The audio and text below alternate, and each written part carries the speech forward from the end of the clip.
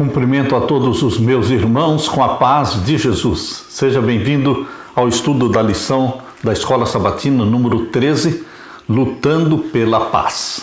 Antes de começar, vamos orar. Pai querido que estás nos céus, aqui estamos na Tua presença, buscando a Tua bênção e buscando a promessa do derramamento do Espírito Santo. Em nome de Jesus pedimos esta promessa, o cumprimento dela na minha vida e na vida dos meus irmãos. Dá-nos o Espírito Santo, abre a nossa mente para a Tua palavra. Em nome de Jesus pedimos. Amém. Lutando pela paz. O verso áureo, segurando sempre o escudo da fé, com o qual poderão apagar todos os dardos inflamados do maligno. Usem também o capacete da salvação e a espada do Espírito, que é a palavra de Deus. Efésios 6, 16 e 17. Deus nos equipa, Deus nos prepara, Deus nos arma para a batalha contra o pecado, para a batalha contra o mal. No livro O Peregrino, clássico de John Bunyan, escrito enquanto ele estava na prisão, ali ele permaneceu 12 anos preso. Christian, o personagem no Peregrino, é escoltado até o arsenal de armas de um palácio e então lhe é mostrado todo tipo de artefato, de armamento que o seu senhor havia provido para peregrinos, como espada, escudo, capacete, couraça, sapatos que não se desgastavam, e havia ali o suficiente para armar, habilitar tantos homens para o serviço do Senhor, quanto há estrelas no céu. Antes de Christian, o personagem do Peregrino, partir, ele foi novamente escoltado para o arsenal, onde o armaram, o habilitaram da cabeça aos pés com o que era impenetrável, para que ele não fosse atacado no caminho. O que John Bunyan escreveu em 1678, lá dentro de uma prisão, lembra um documento escrito cerca de 1600 anos antes dele. A Epístola aos Efésios, escrita por Paulo, também escrita dentro de uma prisão. Nela, o notável apóstolo Paulo, missionário, imaginou um grande exército, a igreja visitando o arsenal de Deus e se vestindo da armadura de Deus para ficar equipada da cabeça aos pés para enfrentar Satanás. O arsenal de Deus tem o suficiente do melhor armamento para que todo soldado do exército de Jesus seja vestido com aço do norte da cabeça aos pés, enquanto se propuser a promover a paz em seu nome. Você e eu, meu querido irmão, fazemos parte do exército do nosso Senhor Jesus Cristo. Ele é o nosso comandante e Ele nos arma, Ele nos habilita, Ele nos capacita para esta luta, a luta da fé, a luta da vitória, a luta contra o mal. Jesus Cristo conta com você, meu querido irmão. Como soldados de Jesus, obedecemos às ordens do nosso Senhor e nosso Salvador Jesus Cristo. Aleluia! Na parte de domingo, a igreja, um exército unificado. O exército de Jesus na terra é a sua igreja, são os membros da igreja. Abra sua Bíblia e vamos ler então Efésios capítulo 6. Efésios capítulo 6 e os versos 10 a 20. Efésios capítulo 6 e os versos 10 até o verso 20. No demais, irmãos meus, fortaleçam-se no Senhor e na força do seu poder. Busque em Jesus Cristo sua força, sua suficiência. Fortaleça-se no Senhor e na força do seu poder. Revistam-se de toda a armadura de Deus para que possam estar firmes contra as astutas ciladas do diabo. porque não temos que lutar contra a carne e contra o sangue, ou seja, não temos que lutar contra seres humanos, mas sim contra os principados, contra as potestades, contra os príncipes das trevas deste século, contra as hostes espirituais da maldade nos lugares celestiais. Portanto, tomem toda a armadura de Deus para que possam resistir no dia mau e, havendo feito tudo, fiquem firmes. Estejam, pois, firmes, tendo cingidos os lombos com a verdade e vestida a couraça da justiça e calçados os pés na preparação do evangelho da paz, tomando, sobretudo, o escudo da fé, com o qual poderão apagar todos os dardos inflamados do maligno. Tomem também o capacete da salvação e a espada do Espírito, que é a palavra de Deus, orando em todo o tempo, com toda a oração e súplica no Espírito, e vigiando nisto com toda a perseverança e súplica por todos os santos. E por mim, para que me seja dada, no abrir da minha boca, a palavra com confiança para fazer notório o mistério do Evangelho, pelo qual sou embaixador em cadeias, para que possa falar dele livremente como me convém falar. Queridos, aqui está o apelo de Paulo para o exército do nosso Senhor Jesus Cristo, a sua igreja. Você é membro da igreja, membro do exército de Jesus. A vitória grega e romana dependia da cooperação dos soldados em uma unidade militar e especialmente do apoio uns aos outros no calor da batalha. O individualismo na batalha era considerado uma característica dos guerreiros bárbaros, condenando-os à derrota. Há 3 razões importantes para apoiar a ideia de que Paulo abordou principalmente a batalha de toda a igreja contra o mal em Efésios 6, 10 a 20. Primeiro, a passagem é o clímax de uma carta que trata da igreja. Seria estranho se Paulo concluísse sua carta com uma descrição de um guerreiro cristão solitário que luta contra os inimigos das trevas. Não é um soldado solitário. Ele pertence a um exército, segue as ordens do comandante. Em segundo lugar, no fim da passagem, Paulo destacou a unidade cristã em seu chamado à oração por todos os santos. Em terceiro lugar, o aspecto mais significativo é que antes, na carta, quando Paulo falou sobre os poderes do mal, ele os colocou contra a igreja, não contra o crente individual. E isso para que agora, pela igreja, a multiforme sabedoria de Deus se torne conhecida dos principados e das potestades nas regiões celestiais. Portanto, meu querido irmão, você não é um soldado solitário. Você não luta isoladamente. Você pertence a um exército.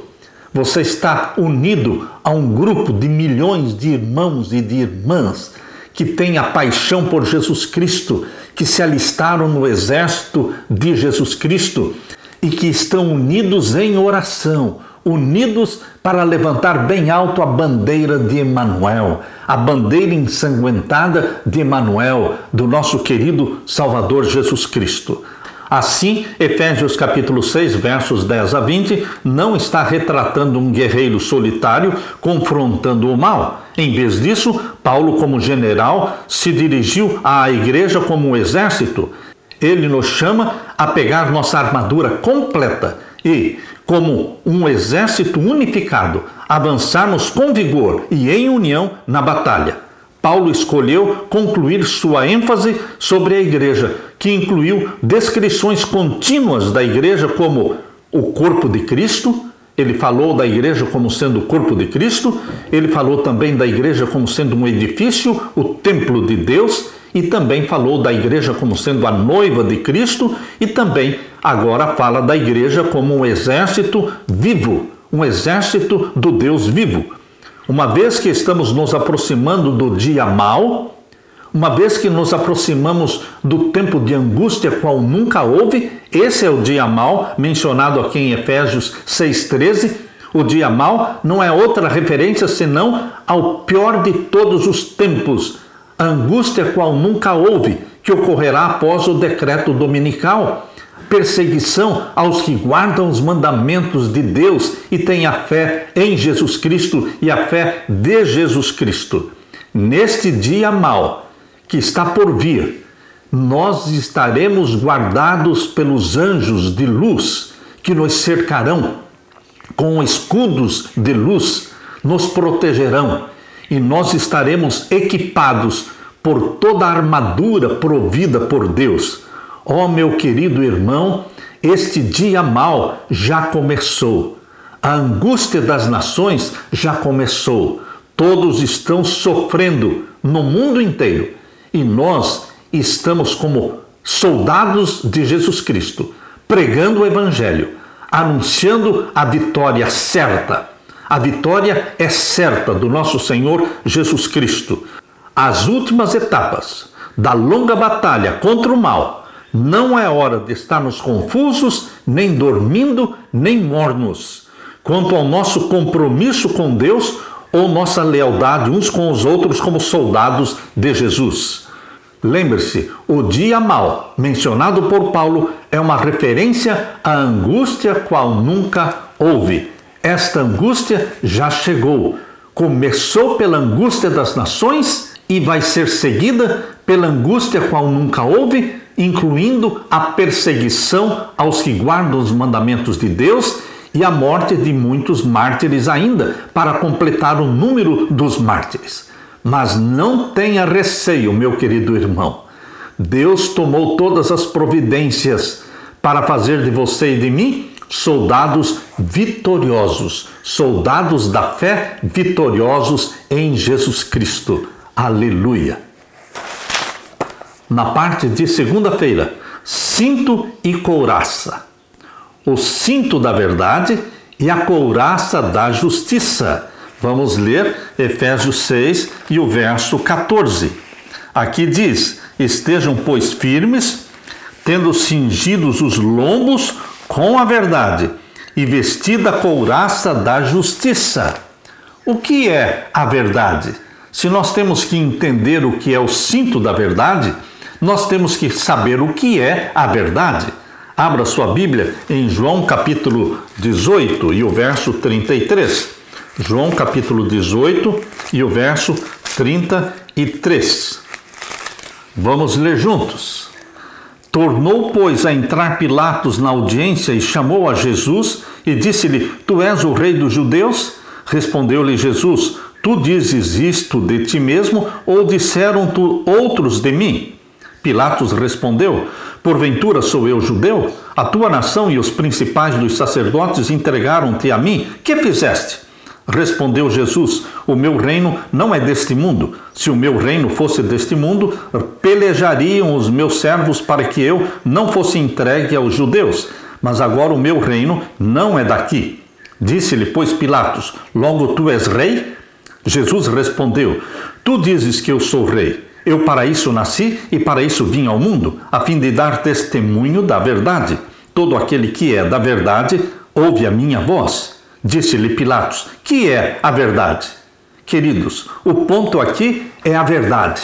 Jesus é a verdade. Em João capítulo 14, verso 6, diz Jesus Cristo: Eu sou o caminho, a verdade e a vida.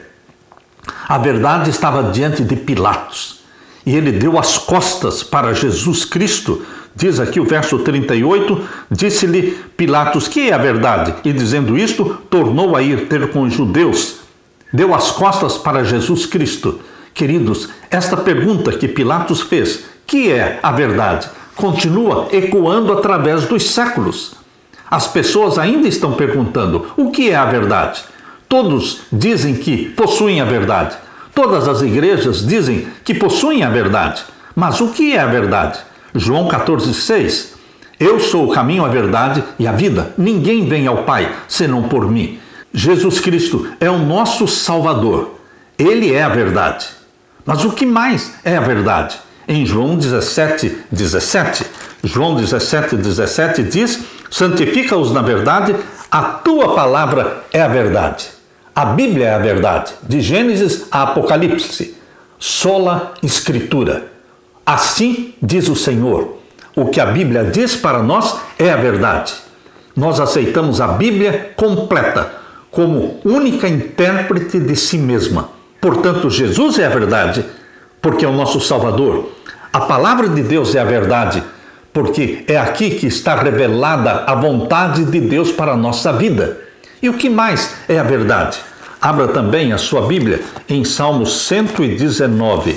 Salmo 119 e vamos ver então o verso 142. Salmo 119, verso 142. Leia comigo. A tua justiça é uma justiça eterna e a tua lei é a verdade. A Bíblia diz que a lei de Deus, os 10 mandamentos, é a verdade. Embora Satanás odeie a lei de Deus, embora ele coloque no coração das pessoas o desprezo para com a lei de Deus, a lei de Deus continua sendo a verdade. E não somente 1 ou 2 mandamentos, mas todos os mandamentos da lei de Deus são verdade. Aqui diz no Salmo 119, verso 151. Tu estás perto, ó Senhor, e todos os teus mandamentos são a verdade. Os 10 mandamentos, todos, incluindo o 4º mandamento, que diz: lembra-te do dia do sábado para o santificar. 6 dias trabalharás e farás toda a tua obra, mas o 7º dia é o sábado do Senhor teu Deus. Queridos, a verdade inclui Jesus como Salvador, inclui a Bíblia completa de Gênesis a Apocalipse, inclui a lei de Deus, inclui os 10 mandamentos da lei de Deus, sem excluir e sem anular nenhum dos mandamentos. Esta é a verdade. Por isso, quando Paulo diz aqui em Efésios capítulo 6, voltando para Efésios capítulo 6, quando Paulo aconselha que você coloque o cinto da verdade, ele está dizendo que você precisa ter esta verdade, a verdade que nos salva, a verdade que nos liberta. Queridos, colocando o cinto da verdade. E o que mais? A couraça da justiça. Roupas antigas e soltas precisavam ser amarradas ao redor da cintura, antes do trabalho ou antes da batalha. Paulo imaginou o crente se adaptando à armadura como um legionário romano, começando com o cinto militar de couro, com gravuras decorativas e fivela. Do cinto pendia uma série de correias de couro cobertas com discos de metal, formando juntos um avental usado como emblema de classificação para efeito visual. Tinha a função de prender o vestuário e manter outros itens no lugar. A verdade não é propriamente dos crentes. A verdade pertence a Deus, é um dom de Deus. Por isso, meu querido irmão, nós temos que vestir o cinto da verdade. Verdade que proclama Jesus como Salvador, que proclama a Bíblia de Gênesis, Apocalipse, o sola Escritura como única regra de fé e prática, a lei de Deus como norma de obediência e todos os mandamentos da lei de Deus. Meu querido irmão, aqui fala ainda da couraça da justiça.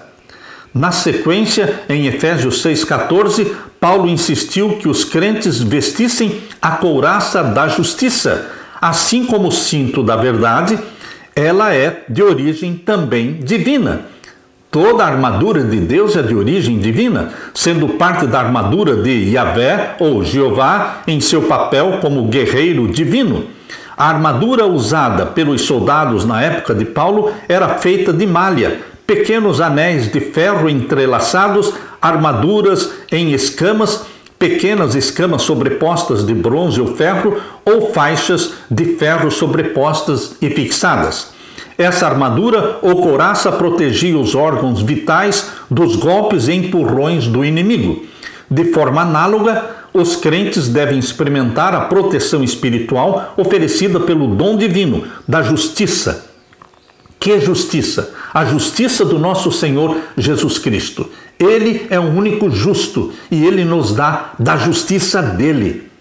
Existe a justiça imputada e a justiça comunicada. Qual é a diferença? A justiça imputada é aquela que ocorre na justificação pela fé. Quando você abraça Jesus Cristo como Salvador pessoal, você recebe a justiça imputada. Jesus Cristo coloca em você a justiça dele, declarando-o justo, declarando-o perdoado, declarando-o salvo. Esta é a justiça imputada. Você não fez nada a não ser crer em Jesus Cristo, clamar pelo sangue de Jesus Cristo, e a justiça de Cristo lhe foi implantada. A justiça de Cristo lhe foi imputada. Isto se chama justificação pela fé. É o início da vida cristã. Porém, queridos, agora, justificados pela fé, salvos em Jesus Cristo, nós temos que continuar tendo relacionamento diário com Jesus Cristo através da comunhão, permanecendo em Cristo. E aí, nesta comunhão diária com Jesus Cristo, você continua recebendo a justiça de Cristo, agora através da comunicação. Esta segunda fase é chamada de justiça comunicada, porque agora existe uma profunda amizade entre você e Jesus Cristo. Ele é o Senhor da sua vida. E agora você diariamente adora Jesus Cristo, canta louvores a Jesus Cristo, confessa os seus pecados a Jesus Cristo e você continua recebendo a justiça de Jesus comunicada a você pelo relacionamento que você tem, relacionamento que é chamado de santificação. Na santificação, a justiça nos é comunicada.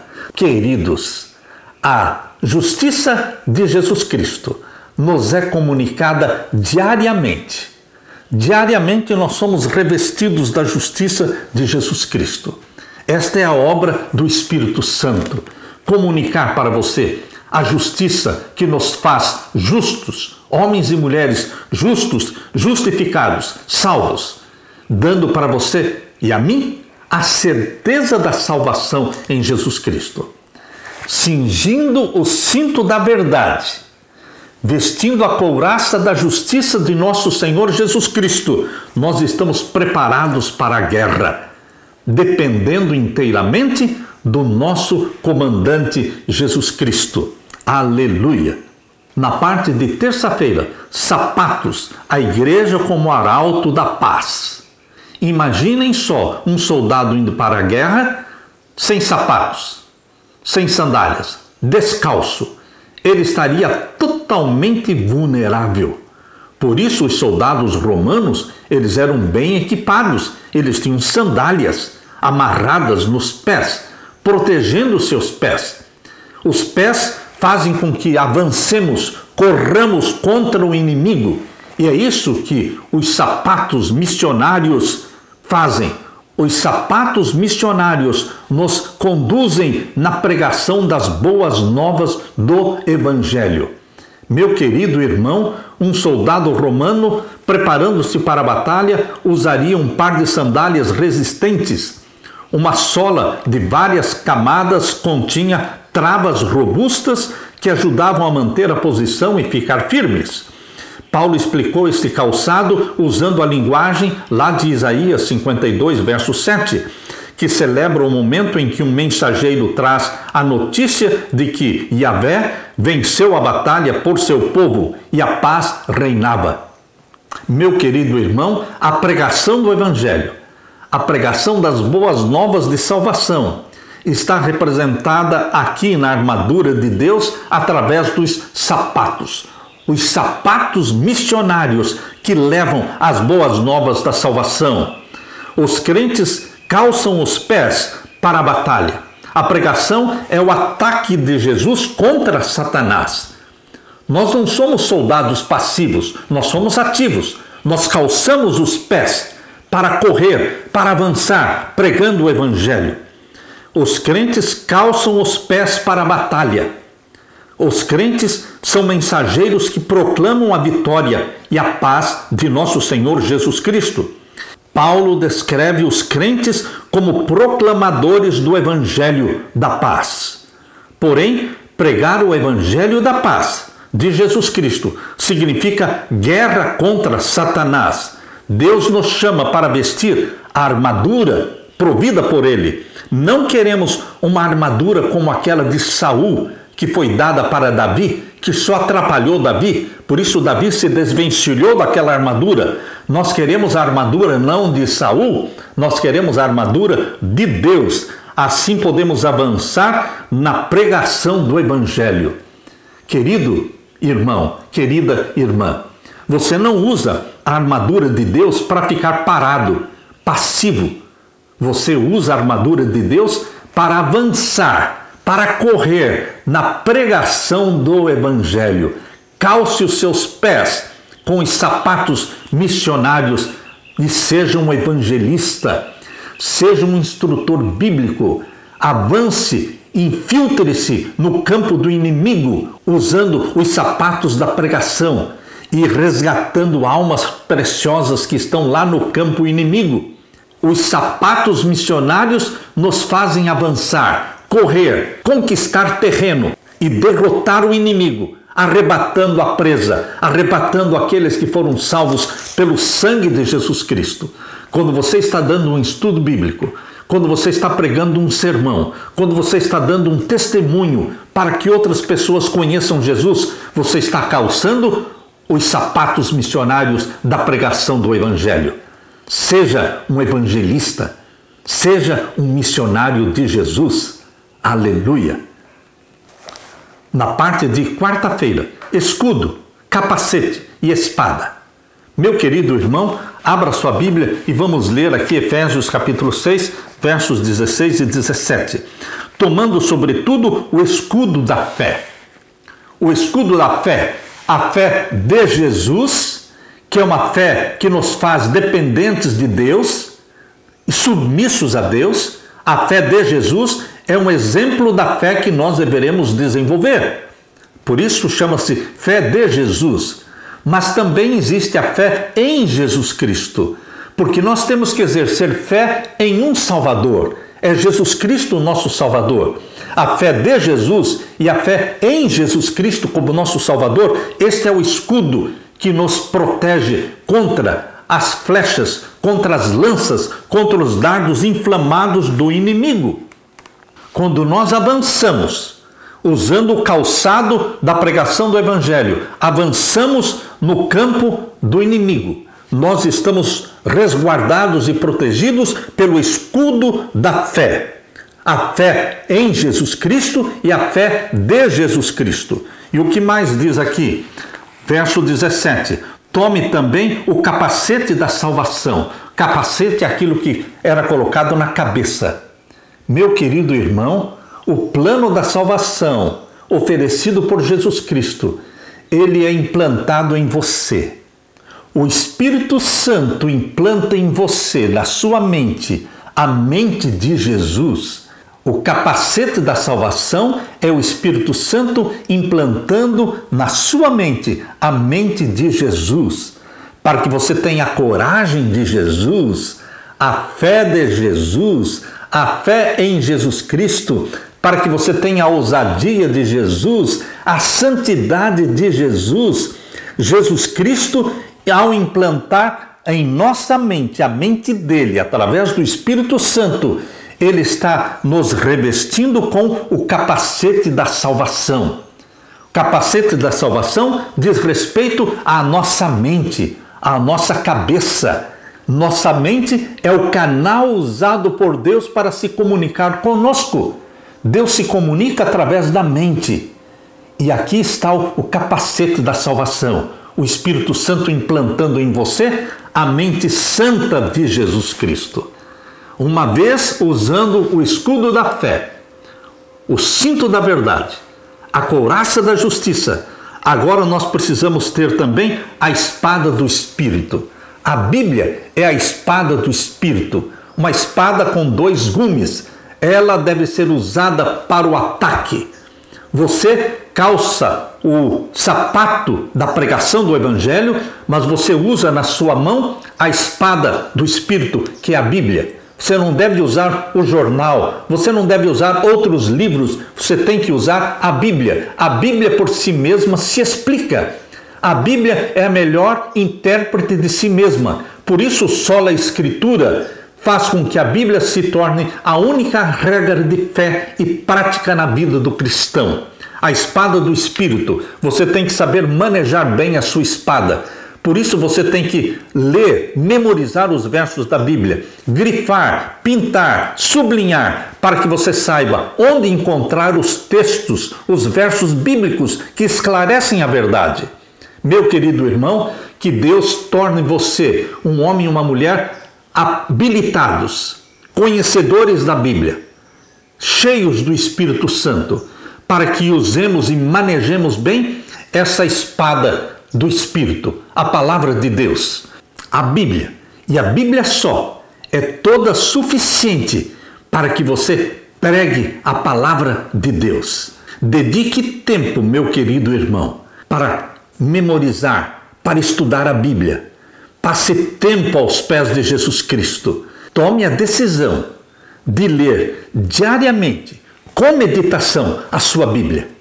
Repito, tome a decisão de ler diariamente, com meditação, a sua Bíblia, tornando-se um soldado de Jesus Cristo bem equipado com a espada do Espírito, sabendo manejá-la, que ela seja lâmpada para os seus pés e luz para o seu caminho.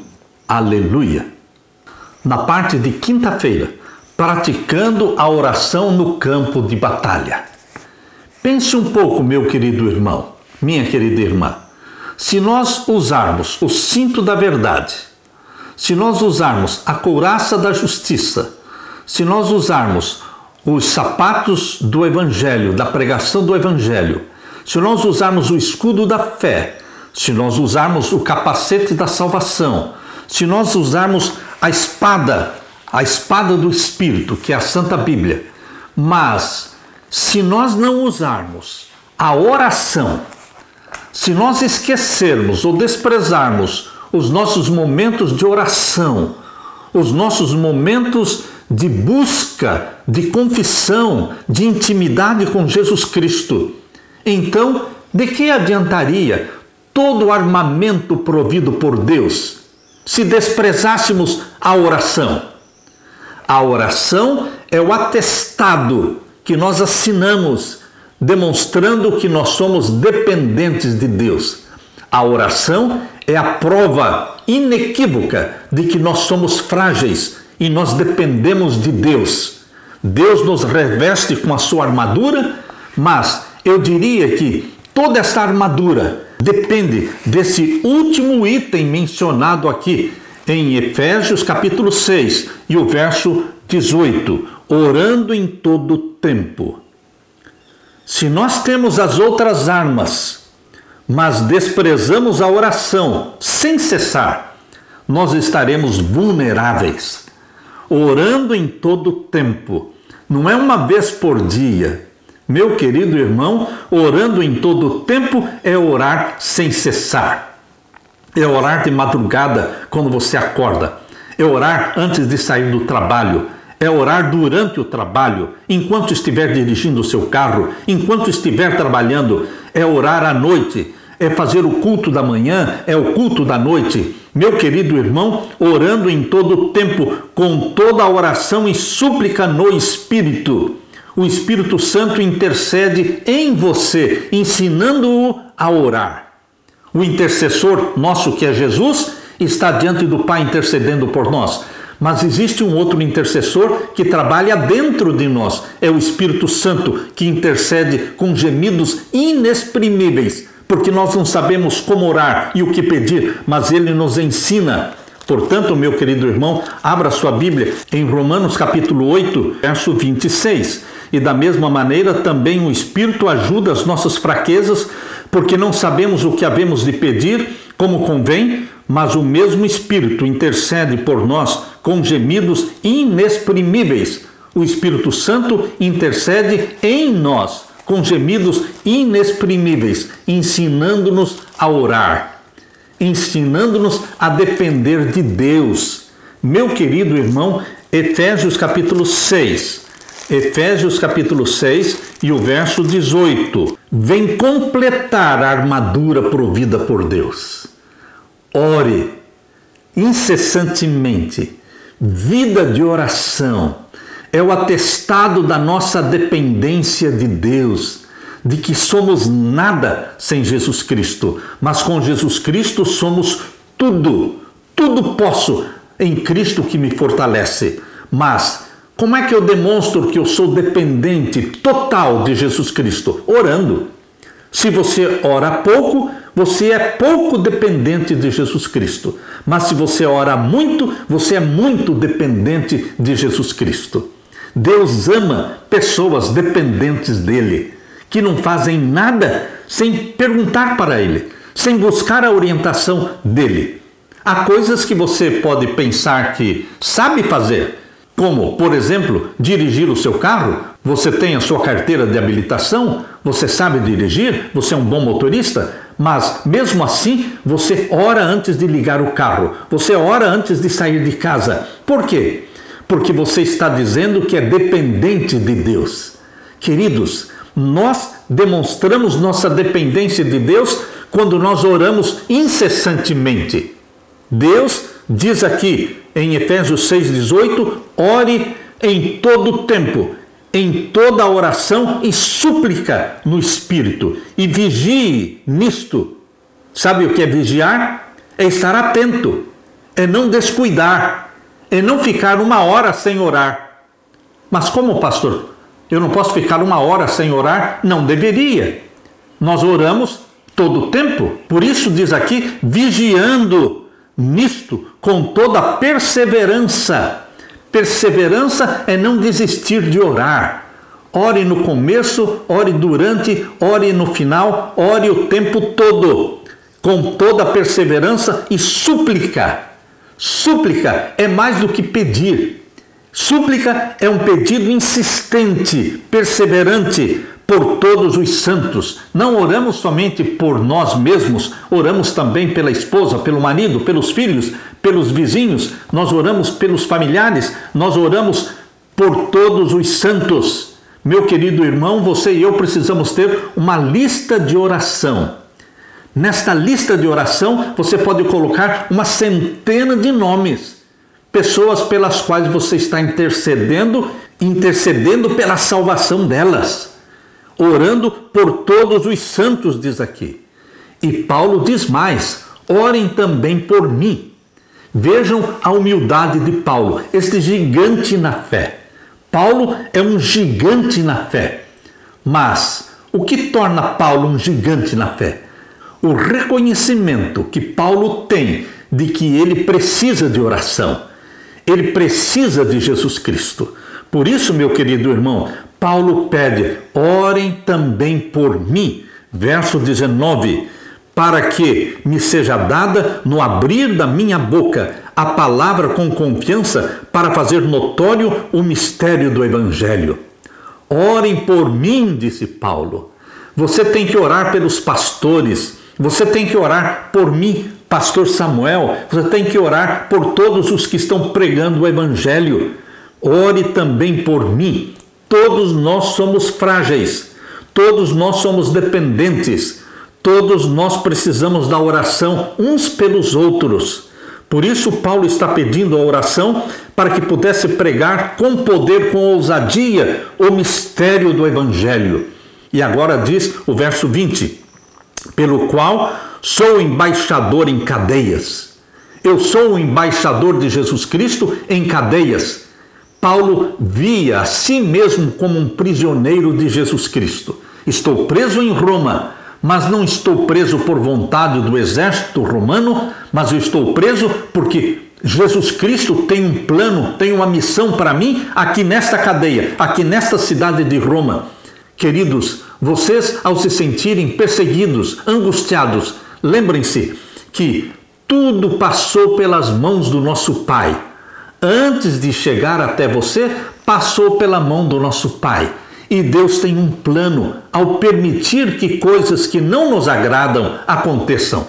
Portanto, como Paulo estava preso numa cadeia, mas ele se sentia prisioneiro de Jesus Cristo e não prisioneiro de Roma, assim também todas as coisas indesejáveis que acontecerem para você, entenda que existe por trás a mão de Deus permitindo porque ele tem um propósito santo naquilo que foi permitido. Considere-se como Paulo um embaixador em cadeias, para que possa falar de Jesus livremente, como me convém falar. Meu querido irmão, quantas pessoas Paulo levou a Jesus Cristo dentro da corte romana? Ele pregou para imperadores, ele pregou para pessoas influentes, ele pregou para os soldados que cuidavam dele no cárcere. Queridos, Deus usa tudo e todos, a todo tempo, para pregar Jesus Cristo, para levantar a bandeira ensanguentada de Emanuel. Deus está convidando você, meu querido irmão, para viver uma vida de oração. Eu diria, meu querido irmão, que a oração poderia ser muito bem considerada uma 7ª peça na armadura de Deus. Que maravilha completar esta armadura de Deus com esta 7ª peça, mencionada aqui em Efésios capítulo 6, verso 18, orando em todo o tempo, com toda oração e súplica no Espírito. Meu querido irmão, revista-se de toda a armadura de Deus, mas não se esqueça deste último item, a oração vigilante, a oração sem cessar. Através da oração você está dizendo: eu não posso nada de mim mesmo, Senhor. Eu dependo inteiramente do Senhor. O pedido que Paulo fez foi por todos os santos e fez também o pedido por si mesmo, para que Deus lhe concedesse a mensagem certa, me seja dada a palavra certa, no tempo devido, no abrir a minha boca, para transmitir da maneira correta e com ousadia o Evangelho. Queridos, por que temos que orar? Orar é reconhecer humildemente que somos fracos, somos impotentes, precisamos de ajuda. É assim que Deus entende quando vê você ajoelhado. Quando Deus vê você ajoelhado, buscando do céu ajuda, auxílio para a batalha, Ele se agrada em derramar sobre você o Espírito Santo. A oração é a mão humana frágil e pecadora, estendendo-se para agarrar-se à mão poderosa e onipotente de Deus. Repito, a oração é a mão frágil, sua e minha, agarrando-se à mão onipotente do Deus Todo-Poderoso. Agarre-se, meu querido irmão, nesta mão poderosa do nosso Deus e não largue da mão de Jesus Cristo. A oração contínua é o contínuo se agarrar a Jesus Cristo. É o contínuo depender de Jesus Cristo. Que Jesus Cristo faça de você um soldado vitorioso, revestindo-o de toda a armadura provida por Deus, conforme está aqui em Efésios 6. Mas não se esqueça do último item, orando todo o tempo por todos os santos. Viva uma vida de oração. Ore pela sua família, pela sua esposa. Ore com a sua esposa. Você, marido, você, esposa, devem orar juntos, abraçadinhos, todas as noites. Orem juntos, um pelo outro. Orem pelos filhos. Orem sobre os filhos, impondo suas mãos sobre os filhos. Consagre a sua família para Jesus Cristo. Ore por mim também. Eu preciso da sua oração. Que Deus derrame sobre você as bênçãos do Espírito Santo e que Jesus Cristo dê para você, meu querido irmão, a paz que só Ele pode dar. Amém.